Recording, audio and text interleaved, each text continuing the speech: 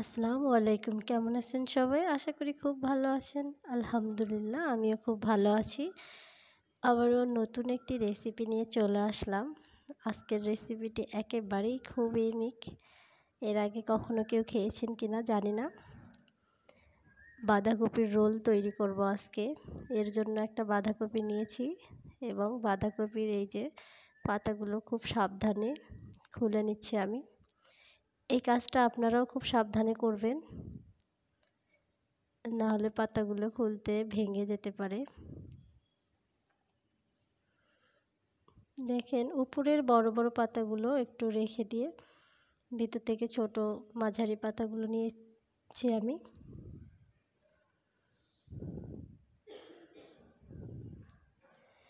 এক এক করে সবগুলো পাতা দেখেন খুব সাবধানে করে নিচ্ছি। বাঁধাকপির এই রোলটা খেতে কিন্তু খুবই ভালো লাগে বাচ্চাদের টিফিনে, সকাল বা বিকেলের নাস্তায় আপনারাও রাখতে পারেন। আমার তো ভীষণ পছন্দের। এরপর পাতিলে পানি গরম দিয়েছিলাম আগে থেকেই, তার মধ্যে সামান্য লবণ দিয়ে দিলাম। এরপর পাতাগুলো দিয়ে কয়েক সেকেন্ড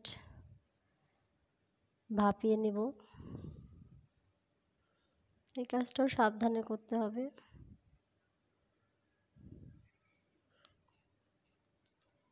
বেশি ভাপিয়ে নেব না, এতে করে একদম নুয়ে যাবে পাতাটা।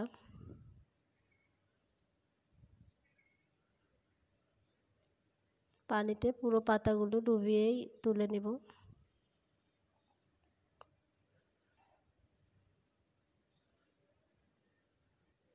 এরপর পানি ভালো করে ঝরাবো।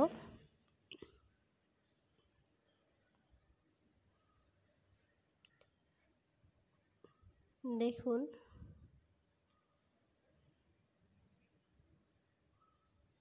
পাতাগুলো সবগুলো আলাদা আলাদা করে রেখে পানি ঝরিয়ে নেব। এরপর এই প্যানে তেল দিয়ে দিব।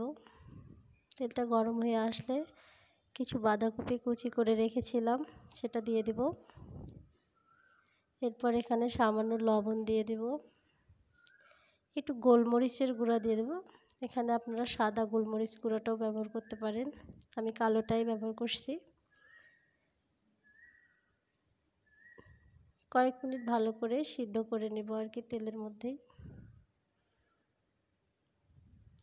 এরপর নামিয়ে রেখে দেব। এরপর একটা মিক্সিং বাটিতে কিছুটা চালের গুঁড়া নিলাম। এরপর এখানে কিছু বেসন দিয়ে দেব।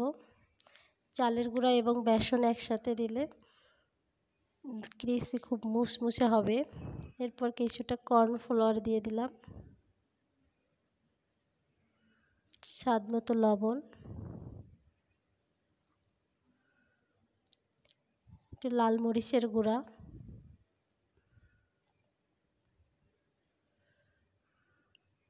দিয়ে ভালো করে মিশিয়ে নেব। শুকনো উপকরণগুলো ভালো করে মেশাবো। এরপর অল্প অল্প করে পানি দিয়ে একটা ব্যাটার তৈরি করব। দেখুন পানিটা অল্প অল্প করে দিয়েই করবেন, একবারে দিলে হয়তো দলা পেকে যেতে পারে। অল্প করে দিয়ে একটা ঘন ব্যাটার তৈরি করে নেব এরকম করে। দেখুন একটু বেশি ঘন হওয়াতে আর একটু পানি দিয়েছি আমি। প্রায় 5-6 বার পানি দিয়ে এরকম একটা ঘন ব্যাটার তৈরি করে নিচ্ছি। দেখুন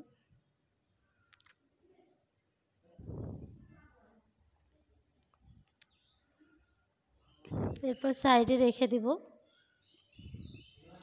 এরপর একটা আলু সিদ্ধ করে নিয়েছিলাম এবং একটা ডিম সিদ্ধ করে নিয়েছিলাম।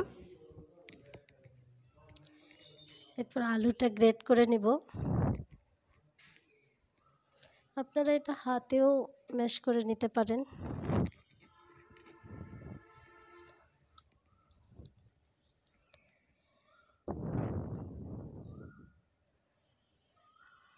আলুটা গ্রেট করে নিচ্ছি।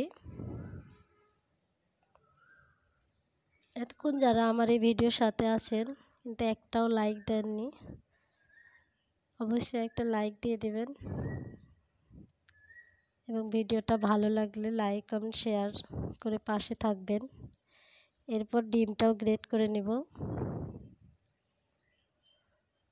কারণ আপনাদের একটা লাইক এবং কমেন্ট আমাকে আরও নতুন নতুন ভিডিও তৈরি করতে অনুপ্রেরণা দেবে। ডিমটা গ্রেট করে নেওয়া হয়ে গেছে। এরপর এখানে দিয়ে দেব বাঁধাকপিটা, যে বাঁধাকপিটা ভেজে রেখেছিলাম।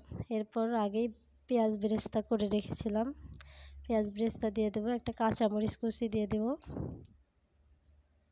এরপর এখানে স্বাদ মতো একটু লবণ দিয়ে দেব। ভাজা জিরার গুঁড়া দিয়ে দেব, ধনিয়ার গুঁড়া, একটু গোলমরিচের গুঁড়া দিয়ে সবগুলো উপকরণ ভালো করে মাখিয়ে নেব।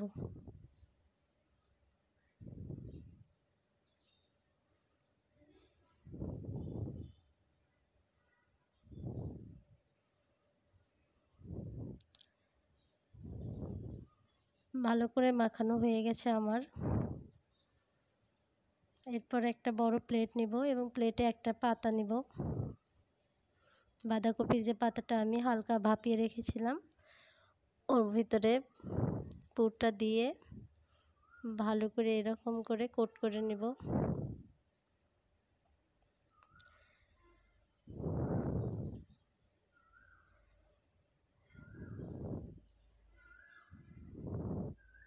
দেখুন কিভাবে করছি।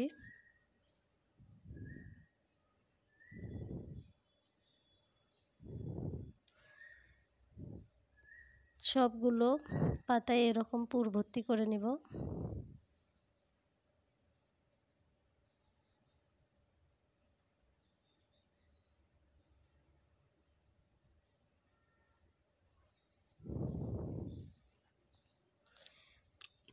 আপনারা এর আগে কে কে এরকমভাবে বাঁধাকপির এই রেসিপিটা করে খেয়েছেন, বা আপনারা আর কে কীভাবে বাঁধাকপির নাস্তা তৈরি করে খেয়েছেন কমেন্ট করে জানাবেন।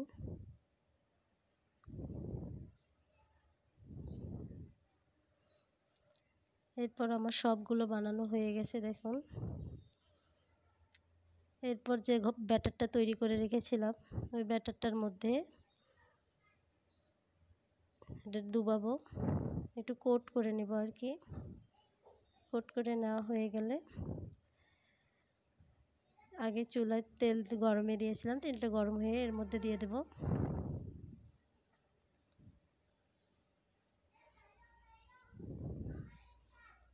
দিয়ে একটু মিডিয়াম টু লো আছে ভেজে নিব। এক পাশটা হয়ে গেলে আর এক পাশটা ভাজার জন্য উল্টে দেব।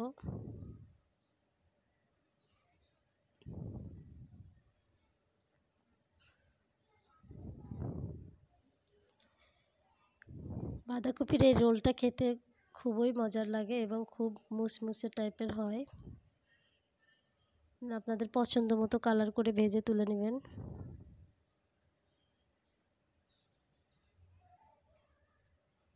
দেখুন কতটা সুন্দর হয়েছে। এরপর আমি বাকি রোলগুলো এভাবে ভেজে নেব।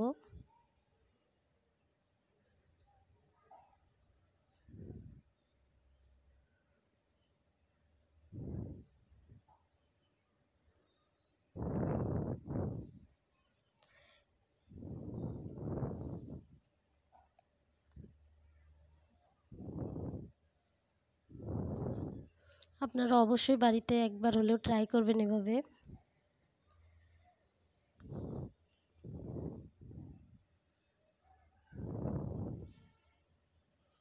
দেখুন আমার সবগুলো মোটামুটি ভাজা হয়ে গেছে। এতক্ষণ যারা আমার এই ভিডিওর সাথে আছে তাদের সকলকে অনেক অনেক ভালোবাসা এবং সবার জন্যই দোয়া রইল। আমার জন্যও দোয়া করবেন। আজকে এই পর্যন্তই, আবারও নতুন একটা রেসিপি নিয়ে চলে আসব অন্য কোনো সময়। ততক্ষণ পর্যন্ত সবাই ভালো থাকবেন, সুস্থ থাকবেন। আল্লাহ হাফেজ।